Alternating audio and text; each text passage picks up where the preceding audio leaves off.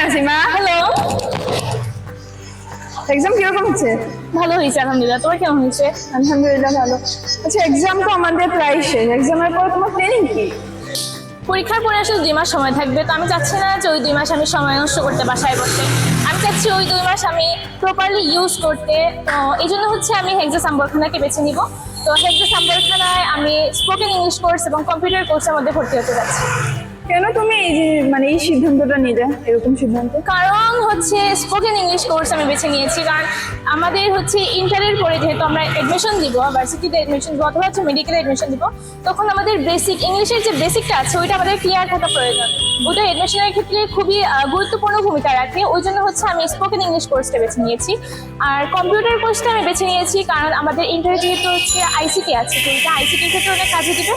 Plus হচ্ছে computer course করার পর এখানে সার্টিফিকেট একটা আমাদেরকে প্রদান করা হয়, যে সার্টিফিকেটটা আমাদের ভবিষ্যতে কাজের ক্ষেত্রে ওইটা অনেক কার্যকরী ভূমিকা পালন করে। ওয়াও, তোমার পরিকল্পনাটা তাহলে অনেক সুন্দর। তো সেমিনার ক্লাস কখন এক্সাক্টলি? সেমিনার ক্লাস হচ্ছে আমাদের যেহেতু 13 তারিখ পরীক্ষা শেষ, তো 14 তারিখ দুপুর 12টায় সেমিনার শুরু। ওইখানে তুমি জয়েন করতে পারো ফ্রি। অবশ্যই আমি জয়েন করবো।